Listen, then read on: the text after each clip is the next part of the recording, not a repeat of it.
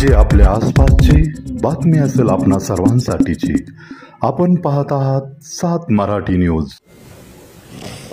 राज्याचे प्रमुख मुख्यमंत्री शिंदे साहेब, उपमुख्यमंत्री देवेंद्रजी, दीपक केसरकरजी, अतुल सावेजी, सर्व पत्रकार बंधू भगिनींनो आणि तरुण मित्रांनो, विधिमंडळाच्या अधिवेशनापूर्वीची पत्रकार परिषद दरवर्षीच्या प्रथेप्रमाणे आपण त्या ठिकाणी घेत असतो। उद्याच्याला मी सुरुवातीलाच आपल्या सगळ्यांचं मनापासून स्वागत करतो। उद्यापासून विधिमंडळाचं पावसाळी अधिवेशन सुरू होत आहे आणि विद्यमान विधानसभेचं विधानसभा निवडणुकीपूर्वीचं हे शेवटचं अधिवेशन असणार आहे। त्यामुळे राज्यासमोरच्या अधिकाधिक प्रश्नांचे सोडवणूक करून घेण्यासाठी या अधिवेशनाचा उपयोग व्हावा अशी सत्ताधारी महायुती म्हणून आमच्या सर्वांचाच प्रयत्न राहणार आहे। उद्यापासून अधिवेशनाच्या पार्श्वभूमीवर माननीय मुख्यमंत्री महोदय प्रथेप्रमाणे सर्वांना त्या ठिकाणी चहा पाण्याच्या करता बोलवत असतात आणि त्याच्यातून आपण वेगवेगळ्या प्रकारे प्रश्नांची सोडवणूक त्या ठिकाणी करत असतो। परंतु अलीकडे तुम्ही बघताय बरेच वर्ष नेहमीप्रमाणे विरोधी पक्षनेते चहापानाला येत नाहीत, मग ते निवेदन देतात, पत्र देतात आणि त्या पत्रामध्ये वेगवेगळ्या प्रकारचे मुद्दे ते त्या ठिकाणी टाकलेले असतात। त्यांनी आज देखील एक पत्र माननीय मुख्यमंत्री महोदयांना दिलेलं आहे आणि त्या पत्राची सुरुवातच त्यांनी मनुस्मृतीतल्या श्लोकाच्या मुद्द्यांनी केलेली आहे। खरं तर त्याची काही गरज नव्हती। याच्याबद्दल स्वतः दीपक केसरकर साहेब इथं बसलेले आहेत, याबद्दल कुठल्याही प्रकारचा तशा प्रकारचा श्लोक त्या पुस्तकामध्ये नाहीये। आम्ही सातत्याने सांगतोय, त्याच्यामध्ये त्यांनी पत्राच्या सुरुवातीलाच मनुस्मृतीतल्या श्लोकाचं मुद्द्याचं केलेलं जे काही त्याच्याबद्दलचं बोलणं आहे त्याची काही गरज नव्हती।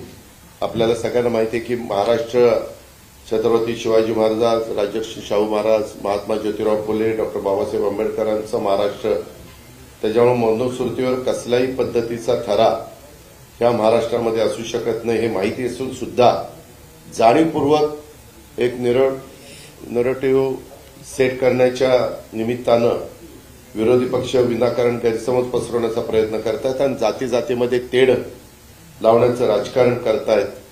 हे योग्य नाही आणि हे महाराष्ट्राला परवडणारं देखील नाहीये। महायुतीतल्या कुठल्याही नेत्याने अभ्यासक्रमात मनुस्मृतीचा समावेश करण्याचं समर्थन केलेलं नाही। उलट आमच्या सगळ्यांच्याच अशा चुकीच्या प्रवृत्तींना ठाम विरोध आहे। आज आपण बघतोय, आजचा दिवस तर अतिशय महत्वाचा आहे। 26 जून म्हणजे सामाजिक न्यायाचे जनक राजर्षी शाहू महाराजांची 150वी जयंती आहे। राजर्षी शाहू महाराजांनी त्यांच्या करवीर संस्थांच्या माध्यमातून या देशात पहिल्यांदा दुर्बल घटकांच्यासाठी आणि राखीव जागांच्यासाठी कायदा केला आणि बहुजनांच्या मुलांच्यासाठी शिक्षणाची द्वारं खुली केली। शेतकऱ्यांच्यासाठी धरणं बांधली, त्यांना आधुनिक पद्धतीनं शेती करायला शिकवलं। शेतकऱ्यांच्यासाठी त्यांनी त्या काळामध्ये बाजारपेठा उभ्या केलेल्या आपण सगळ्यांनी त्याबद्दलचा इतिहासामध्ये ऐकलेला आहे आणि या सगळ्या गोष्टी करत असताना त्यांनी त्या काळात नवीन उद्योग आणले। सर्व जाती धर्माच्या मुलांना शिक्षण कसं घेता यावं यासाठी त्यांनी हॉस्टेल देखील बांधली। अशा लोककल्याणकारी राजर्षी शाहू महाराजांचा वारसा हे राज्यांच्या मुख्यमंत्र्यांच्या नेतृत्वाखाली पुढे नेत असताना मनुस्मृतीसारख्या मुद्द्याला या महाराष्ट्रात स्थान असणार नाही हे मी या निमित्तानं पुन्हा एकदा ठामपणे सांगू इच्छितो। इतर पण वेगवेगळ्या प्रकारचे मुद्दे आहेत, त्याच्या संदर्भामध्ये सभागृहामध्ये चर्चा होईल। सभागृहामध्ये तुम्ही बघा, मुख्यमंत्र्यांनी जबाबदारी स्वीकारल्यापासून कुठलंही अधिवेशन हे गुंडाळण्यात आलेलं नाही। सभागृह व्यवस्थितपणे सकाळपासून संध्याकाळपर्यंत चालतं। प्रत्येक बिलावर, प्रत्येक लक्षवेधीवर, प्रत्येक जी आयुध नियमाप्रमाणे वापरली जातात त्या आयुधावर चर्चा होती आणि त्याच्या उत्तरातनं समाधान केलं जातं। प्रत्येकाचं उत्तर राज्य सरकारकडे आहे, त्यामुळे असं कोणी विरोधी पक्षांनी समजण्याचं कारण नाही वेगवेगळ्या प्रकारच्या बातम्या त्यांना काय द्यायच्या, त्यांनी काय बोलायचं होतं, त्यांचा लोकशाहीमध्ये अधिकार आहे. परंतु राज्य सरकार प्रत्येक उत्तर द्यायला समर्थ आहे. त्याबद्दल कुणी मनामध्ये तिळमात्र शंका आणण्याचं कारण नाही.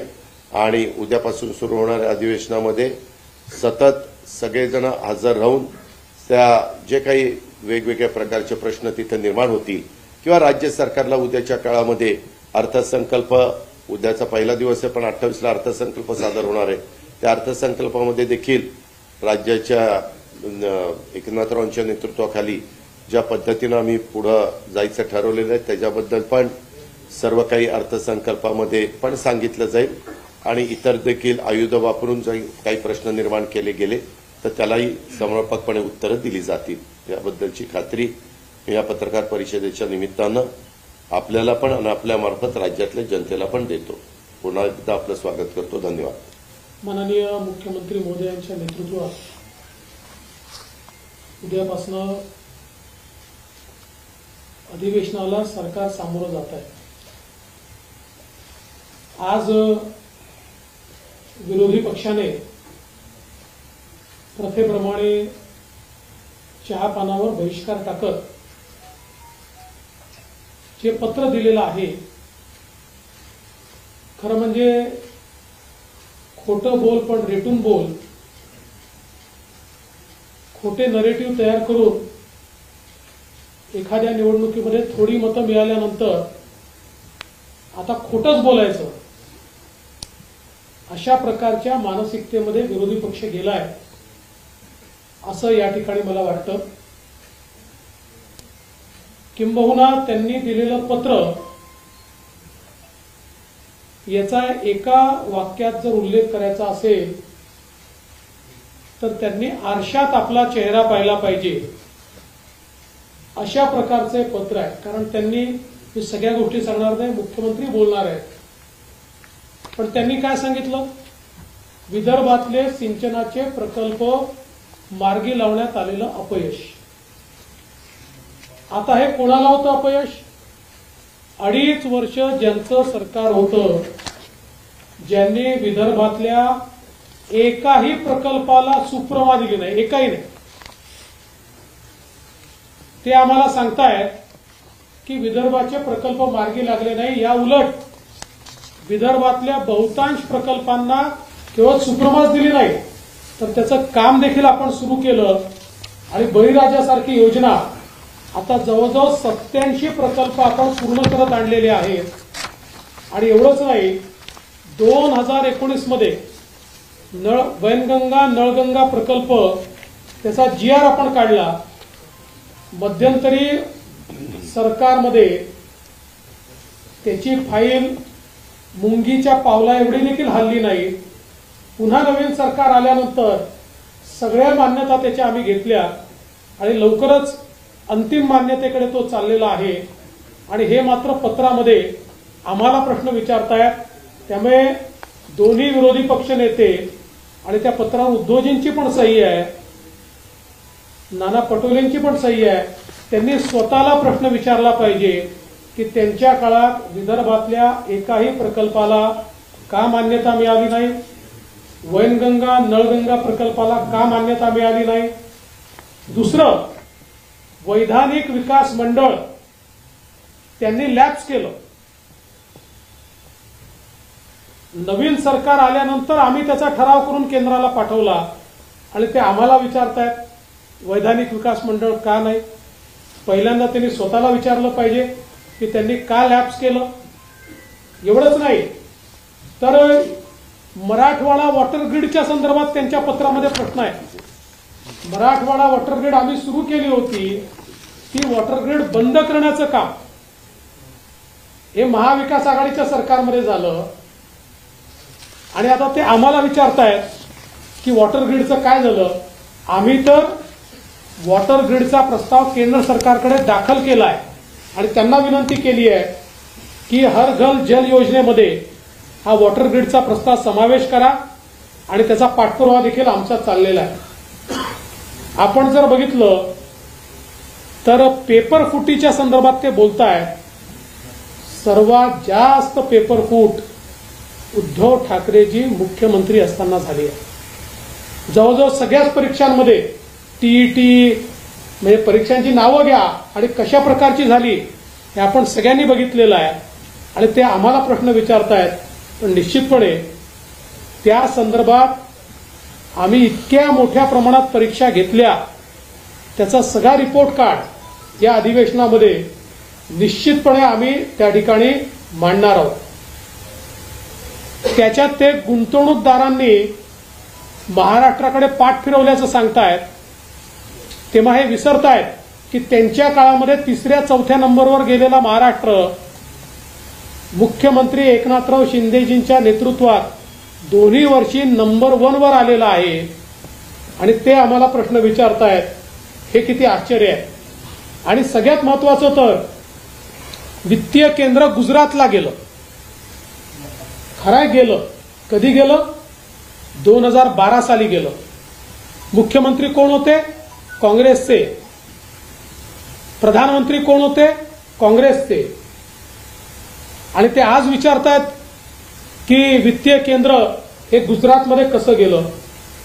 एवढंच नाही तर अनेक गोष्टी याच्यामध्ये आहेत, सगळ्या गोष्टींचा उहापोह मी करणार नाही, पण मला असं वाटतं की खोटे नरेटिव्ह तयार करण्याची एक फॅक्टरी ही जी यांनी उघडली आहे, या फॅक्टरीचा पर्दाफाश या अधिवेशनामध्ये आम्ही निश्चितपणे करू। विशेषतः गँगस्टर उभे राहिले आहेत आणि ड्रग्सच्या संदर्भात मोठा होहल्ला करण्याचं काम चाललेलं आहे। त्यावेळी हे विसरतात 100 कोटी रुपयाच्या संदर्भात आम्ही नाही, माननीय उच्च न्यायालयाने यांच्या गृहमंत्र्यांच्या विरुद्ध एफआयआर करून त्यांना अरेस्ट केली। सरकार त्यांचं होतं, आम्ही नाही केलं। त्यांच्या गृहमंत्र्यांच्या विरुद्ध माननीय उच्च न्यायालयाचे तेव्हाचे मुख्य न्यायाधीश यांच्या खंडपीठाने यांच्यावर एफआयआर दाखल करा म्हणून सांगितलं आणि आज ड्रग्सच्या विरुद्ध आम्ही लढाई सुरू केली आहे, संपूर्ण देशामध्ये सुरू केली आहे। आणि त्यामुळे हे जे काही साठे आज सापडतायत, मोठ्या प्रमाणात जी कारवाई होते आहे ती कारवाई आपल्याला पाहायला मिळते। ही कारवाई अशी सुरू राहणार आहे। आणि एवढंच नाही तर ज्या वेळी म्हणजे पुण्यातली घटना घडलेली दुर्दैवी होती पोर्शेची, पण त्यामध्येही कोणालाही स्पेअर न करता राज्य सरकारने अतिशय कडक भूमिका ठेवली आहे। त्यामुळे निश्चितपणे कायदा सुव्यवस्था असो किंवा zero tolerance policy towards drugs असो, हे सरकार या ठिकाणी करतच राहणार आहे। आणि म्हणून निश्चितपणे विरोधी पक्षाने जे काही प्रश्न या ठिकाणी उपस्थित केले आहेत, ते म्हणतात 10 वर्षात हमीभाव वाढला आणि आता माझ्याकडे चार्ट आहे, त्यांच्या काळात काय होता आणि या काळात काय आणि किती वेळा तो वाढलाय। पण आता मी आपला वेळ घेत नाही, कारण हे उत्तर आम्ही आता त्यांना विधानसभेमध्ये निश्चितपणे त्या ठिकाणी देऊ। खरं म्हणजे अनेक विषय हे विरोधी पक्षांनी या ठिकाणी मांडण्याचा प्रयत्न केलाय, पण जसं मी सांगितलं ते जितके वेळा बोट आमच्याकडे एक उगारतात 4 बोटं त्यांच्याचकडे निघतात, कारण त्यांची अकर्मण्यता, त्यांचा भ्रष्टाचार। म्हणजे आता या पत्रामध्ये ते 40% सरकार म्हणतायत। बॉडी बॅगचा घोटाळा कोणी केला? माझा सवाल आहे, अरे प्रेताच्या टाळूवरचं लोणी खाणं कशाला म्हणतात? ते कोविडचे घोटाळे, खिचडीचे घोटाळे, हे सरकार विसरलेलं, हे विरोधी पक्ष विसरलेला दिसतोय। सगळं काढणार आम्ही, सगळी उत्तरं देणार।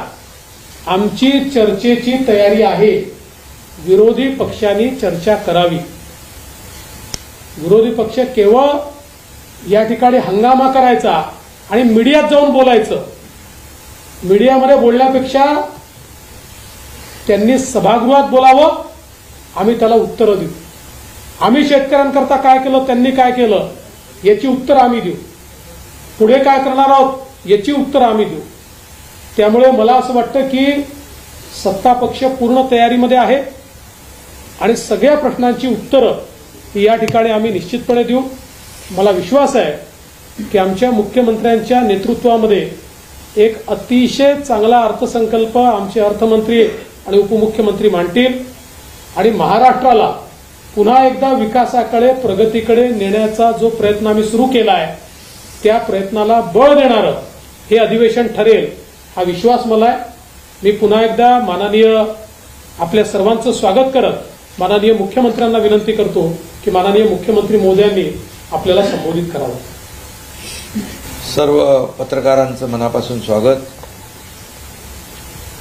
दोन्ही उपमुख्यमंत्री महोदयांनी अधिवेशनाबद्दल आपल्याशी संवाद साधलाय. उद्यापासून आपलं पावसाळी अधिवेशन सुरू होतंय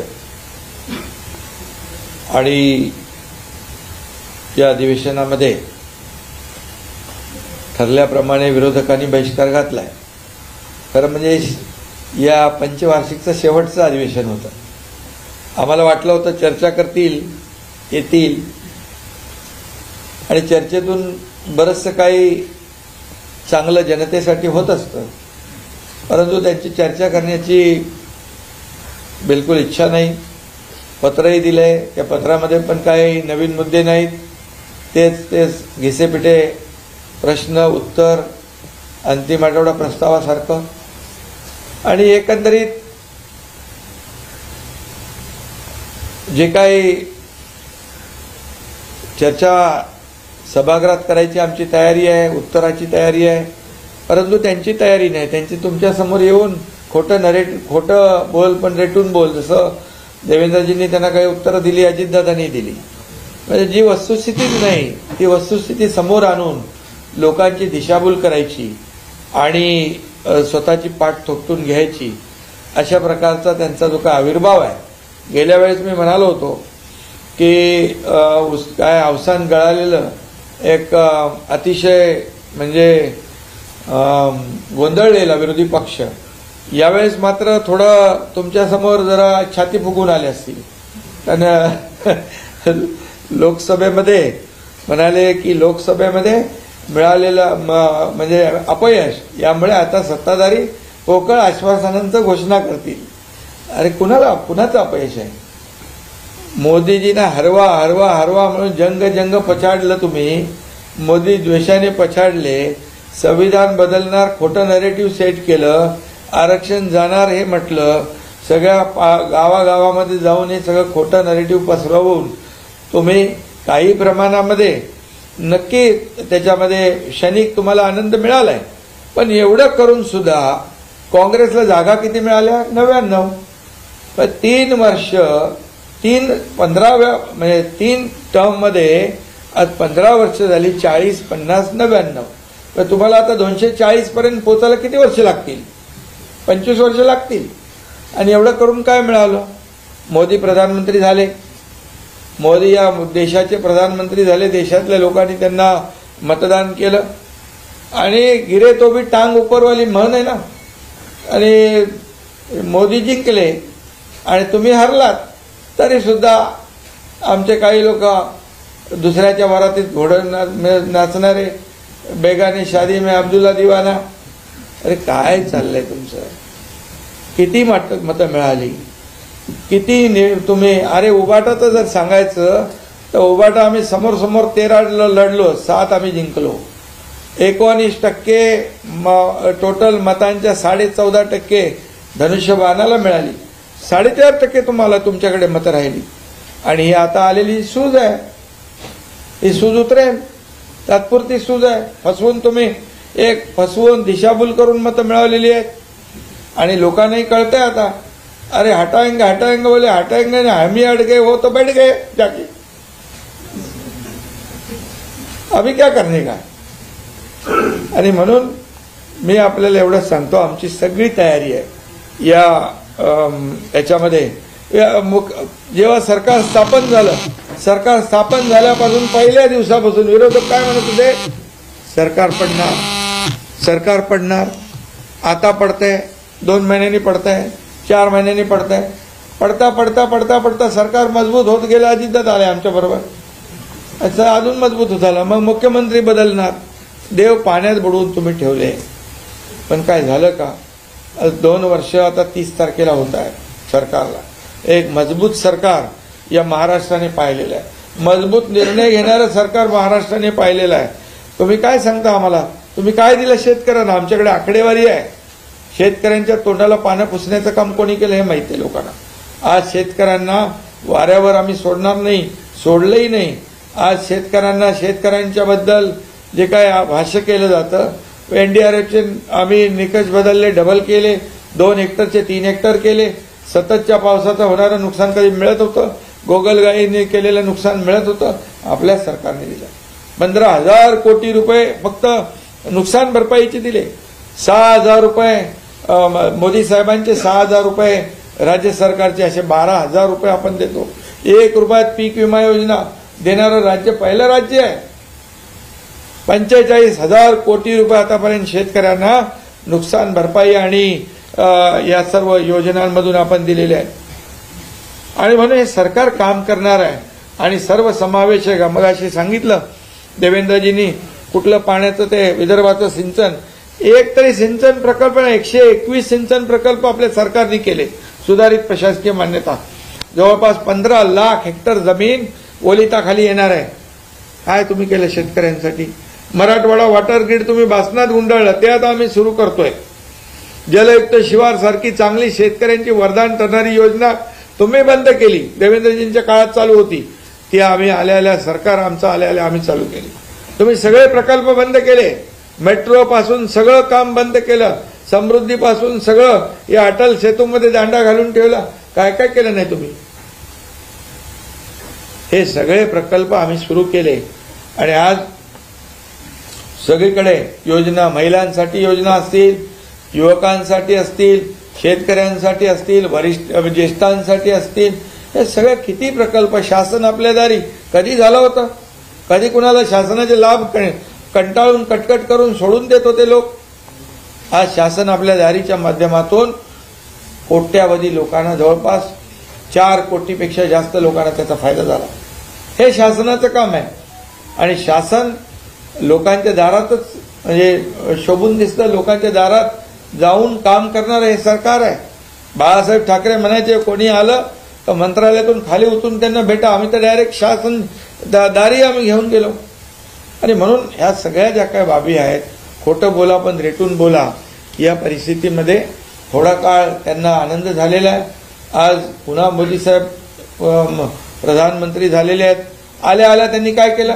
शेतकऱ्यांच्या जे काही इन्स्टॉलमेंट आहे, शेतकरी सन्मान योजना, त्याच्यावर सही केली.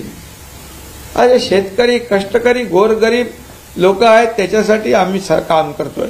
आणि यामध्ये तुम्हाला मी एवढंच सांगतो की खोटी आकडेवारी देऊन तुम्हाला क्षणिक आनंद घेता येईल, परंतु लोकांना फसवता येणार नाही. गेल्या 2 वर्षाच्या कामगिरीवर आता उद्या आमचा अर्थसंकल्प आहे. अर्थमंत्री इथे बसलेले आहेत आणि आम्ही खोट्या अफवांचा पाऊस पडणारे लोक नाही. आम्ही जे बोललोय ते दिलेलं आहे, तपासून घ्या. आणि उद्या देखील उद्याच्या अर्थसंकल्पातून काय काय निघेल ते जनतेच्या हिताचंच निघेल, शेतकऱ्यांच्या हिताचंच निघेल, माता भगिनींच्या हिताचं निघेल, तरुण बेरोजगार लोकांच्या हिताचं निघेल, ज्येष्ठांच्या हिताचं निघेल, सगळ्यांच्या हिताचंच. हे सर्व समावेशक, हे सर्वसामान्यांचं सरकार आहे. आणि आज तुम्ही खोटे आरोप करता. उद्योग पळाले, त्याच्यावर तुम्ही तर बोललात, उद्योग पळाले. अरे आज या महाराष्ट्रामध्ये जवळपास 1,37,00,000 कोटीची पहिली गुंतवणूक झाली, नंतर 5 लाख कोटीची इन्व्हेस्टमेंट झाली. महाराष्ट्र आता इंडस्ट्री फ्रेंडली स्टेट झालेला आहे आणि म्हणून येणाऱ्या सर्व गुंतवणुका ज्या आहेत या महाराष्ट्रामध्ये येत आहे. महाराष्ट्रामध्ये पोटेन्शियल आहे, चांगलं इन्फ्रास्ट्रक्चर आहे, कनेक्टिव्हिटी आहे, स्किल मॅनपॉवर आहे. आणि तुम्ही काय केलं? तुम्ही माणूस आला की सगळं चर्चा झाल्यानंतर शेवटी आमचं काय? आम्ही ते विचारत नाही. तुम्हाला काय मदत पाहिजे सांगा, आम्ही रेड कार्पेट देतो, आम्ही सबसिडी देतो, सिंगल विंडो क्लिअरन्स आम्ही देतो. म्हणून तर मोठ्या प्रमाणात केसरकर इकडे आहेत. 4 लाख लोकांना जर्मनीमध्ये रोजगार देण्याचं MOU साईन झालेला आहे. आज लोडाच्या स्किल डेव्हलपमेंट याच्यामधून डिपार्टमेंटमधून लाखो लोकांना नोकरी मिळाली.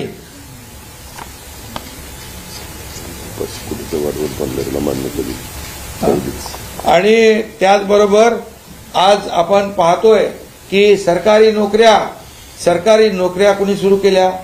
अरे डायरेक्ट नोकऱ्यांची अपॉइंटमेंट आम्ही हॉलमध्ये यशवंतराव चव्हाणमध्ये दिले. कधी झालं होतं असं? आणि म्हणून हे सगळं आज पोलीस भरती चालू आहे. आणि म्हणजे सर्वसमावेशक हे सरकार काम करतंय. त्यामुळे त्यांच्या पायाखालची वाळू सरकले. मी तुम्हाला सांगतो, या कामाच्या जोरावर हे जे केलेले 2 वर्षामध्ये आम्ही घेतलेले निर्णय हे सर्वसामान्यांच्या हिताचे निर्णय आहेत. आज कोस्टल हायवे सुरू झाला, 2 ओपन केले. काय म्हणाले? आम्ही केलं. अरे तेव्हा देवेंद्रजी मुख्यमंत्री होते, सगळ्या केंद्राच्या परवानग्या त्यांनी मिळवून आणल्या, पण तुम्ही त्यांना भूमिपूजनाला बोलवायचं देखील तुम्ही एवढा कदरूपणा असतो का कुठं? हे छोट्या कोत्या वृत्तीचे लोक. आणि दुसरा अटल सेतू, समृद्धी हायवे, हे सगळे गेम चेंजर प्रकल्प आहेत. हे केले कोणी? यांना आम्ही जसं सरकार आल्यानंतर 2 वर्षामध्ये मेट्रोची कामं थांबलेली, मेट्रोची कामं सुरू केली. सगळे हे जी काय सगळे आज तुम्ही जिकडे बघाल, मुंबई तर खड्ड्यामध्ये घातली होती. पहिला आम्ही आल्यानंतर मुंबईचे कॉन्क्रीटचे रस्ते करण्याचा निर्णय घेतला. आज त्याची कामं चालू झाली. 2 वर्षामध्ये खड्डेमुक्त मुंबई करण्याचा आम्ही निर्णय घेतला. त्याची अंमलबजावणी आम्ही करतोय. बाळासाहेब ठाकरे कुठले म्हणाले आरोग्याची बोजवारा उडालाय. आरोग्य यंत्रणेमध्ये बाळासाहेब ठाकरे आपला दवाखाना मुंबईमध्ये बघा, आज जाऊन बघा तिथे काय आपण लोकांना सेवा देतोय. आज मुंबईतल्या हॉस्पिटलमध्ये 0 प्रिस्क्रिप्शन, औषधाला पैसे लागणार नाही, तेव्हा पण निर्णय घेतलाय. आज कॅशलेस आपण सेवा करतोय. त्यामुळे हे सगळं जे आहे, हेल्थ, एज्युकेशन,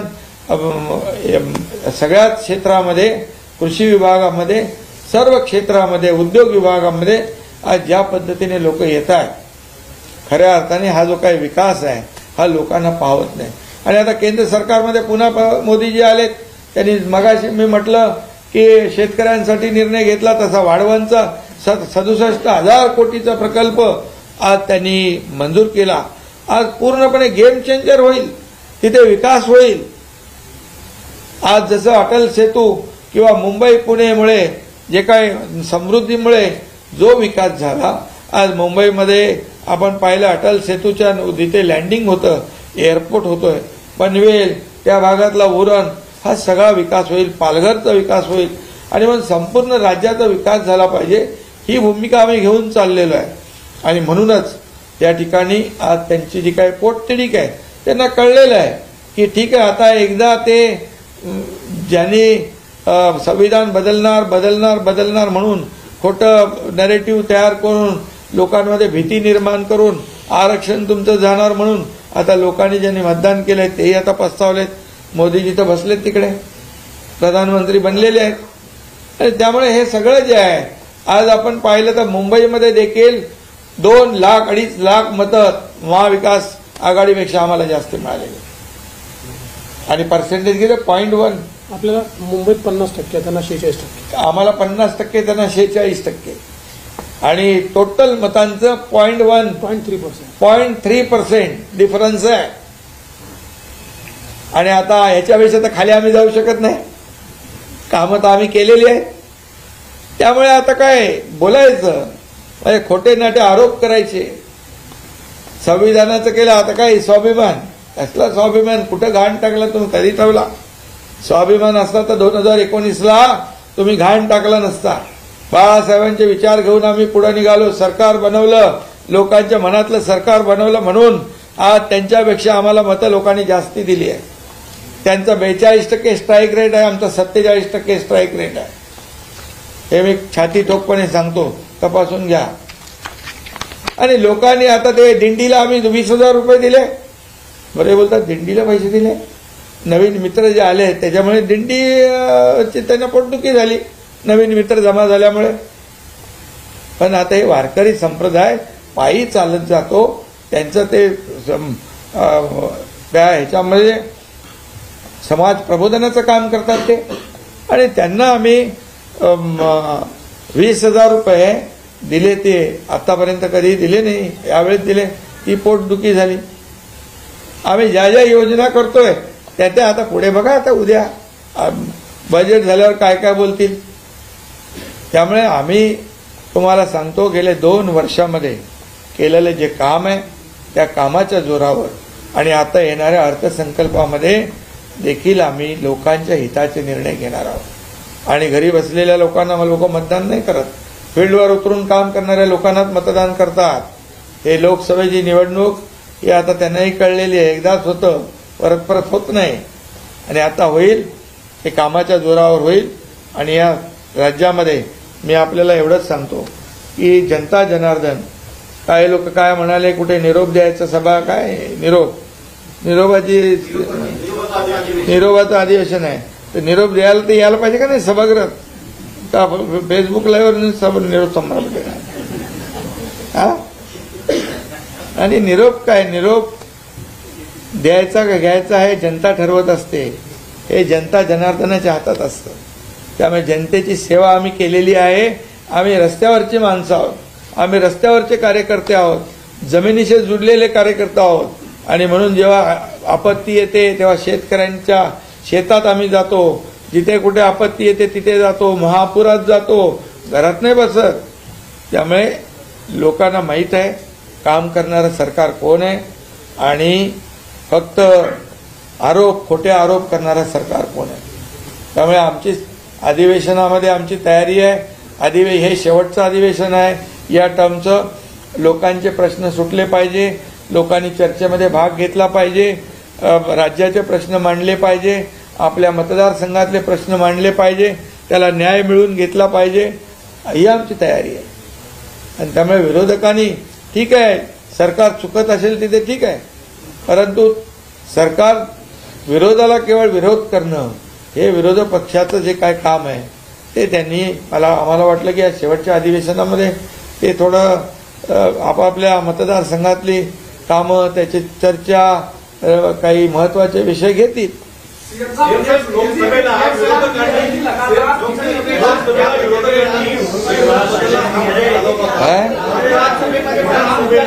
अरे एक जण बोला ना, काय चाललंय, काय चालवलं लोकसभेला संविधान बदलणार हा चालवला होता. आता महाराष्ट्राचा स्वाभिमान जो आहे तो आगामी विधानसभेला लावून धरणार आहे. अरे मी मगाशी म्हटलं ना, ते संविधान कधी बदलणार आहे का? बाबासाहेबांचं संविधान, आपलं संविधान देशाचं संविधान जगात सर्वोत्तम आहे आणि मोदीजींनी तर त्याला कपाळाला लावलं. आणि दुसरी गोष्ट, बाबासाहेबांना कुणी हरवलं? काँग्रेसने 2दा हरवलं. अरे बाबासाहेब म्हणायचे जळकं घर आहे काँग्रेसचं, त्यापासून सावध राहा. आता त्यांना संविधान आठवलं. संविधान दिन आठवला का त्यांना?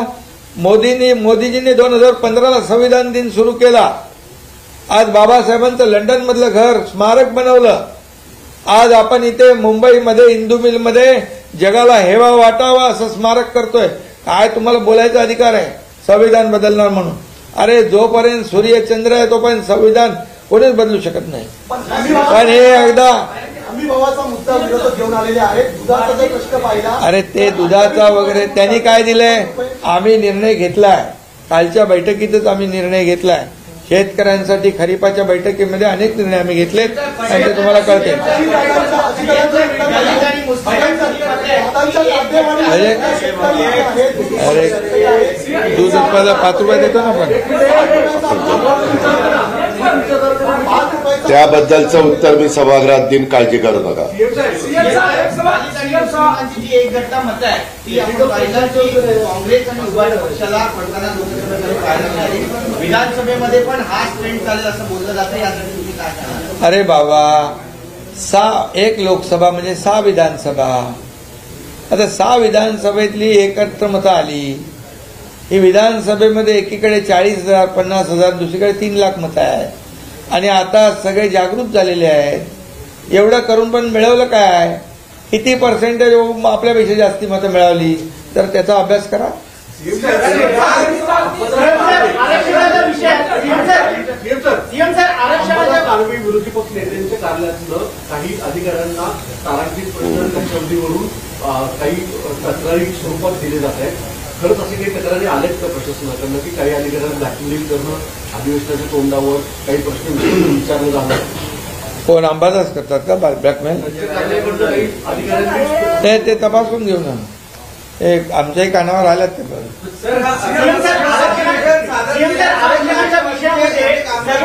हा जो शब्द आहे हा कळीचा मुद्दा ठरतोय आणि दोन्ही समुदाय, मराठा समुदाय किंवा ओबीसी समुदाय, याच सगळे सोयरे या मुद्द्यावरती अडून. अरे बाबा बघा, सरकारची भूमिका पहिल्या दिवसापासून स्पष्ट आहे.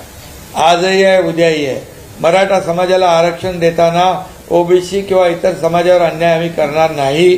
त्याप्रमाणे आम्ही विशेष अधिवेशन घेतलं, मराठा समाजाला 10% आरक्षण दिलं. त्याचबरोबर कुणबी प्रमाणपत्र, ज्या जुन्या नोंदी कुणबी होत्या ज्यांना मिळत नव्हते, जस्टिस शिंदे कमिटी करून आम्ही त्यांना द्यायला लागलो. ते सुरू झालेलं आहे. आता एक ड्राफ्ट नोटिफिकेशन काढलं आहे की त्याच्यावर हरकती आलेल्या आहेत. त्या हरकतींच्यावर स्क्रुटिनी चालू आहे. त्याचबरोबर सर्वपक्षीय बैठक आपण आयोजित केलेली आहे आणि त्या बैठकीमध्ये सारासार विचार करून सर्वांची मतं घेऊन निर्णय घेऊ.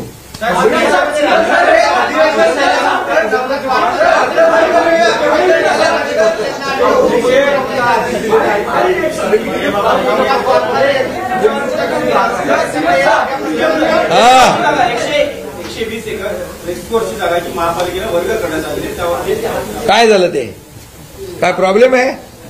अरे ते तर आपण सेंट्रल पार्क म्हणजे इंटरनॅशनल वर्ल्ड क्लास आपण तो हे करतोय, मोठं गार्डन करतोय, सेंट्रल पार्क करतोय. आतापर्यंत तिथे रेसकोर्स होतं. रेसकोर्स ठेवून आपण 120 एकर जागा घेतली. त्या जागेवर एक कुठलंही बांधकाम होणार नाही. ती जागा पूर्णपणे गार्डन म्हणून आपण वापरणार त्या ठिकाणी. आणि दुसरी गोष्ट, आपलं जे कोस्टलचं गार्डन होणार आहे ते 200 म्हणजे 180 एकर आणि हे 120 एकर खालून आपण सबवे करून हे गार्डन एक करणार. 300 एकरचा सेंट्रल पार्क मुंबईत होणार. 300 एकर. तुम्ही विचार करा, ही हिंमत कुणी दाखवली? आपल्या सरकारने.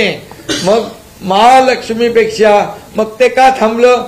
एकदा सुरुवात केली होती मागच्या सरकारमध्ये, मग कुठं अडकलं?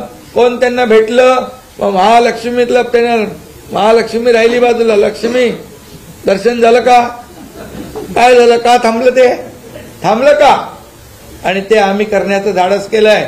मुंबईकरांना विरंगुळा म्हणून जसे आम्ही आता प्रकल्प मोठे करतोय, कोस्टल अटल सेतू केलाय, इतर प्रकल्प करतोय, मुंबईचं सुशोभीकरण करतोय, तसं 300 एकराचं सेंट्रल पार्क वर्ल्ड क्लास जागतिक दर्जाचं आम्ही करतोय.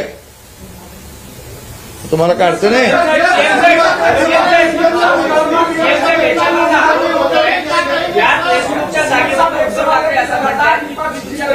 मित्रांसाठी जागा उपलब्ध करून दिली. कुठे? उद्धव ठाकरे असा आरोप करतात. कशामध्ये? कुठल्या गार्डन मध्ये? रेसकोर्सच्या जागेवर. अरे रेसकोर्सवर बांधकामच नाही होणार आहे. तेच गार्डन मध्ये खेळायला काय? आमचे मित्र 120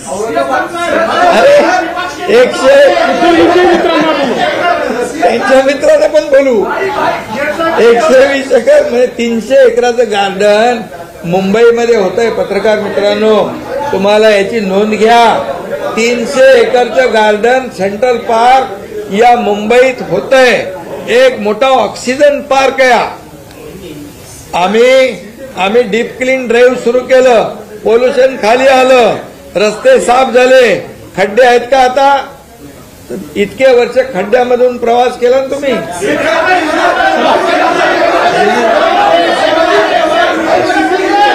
चलो, धन्यवाद.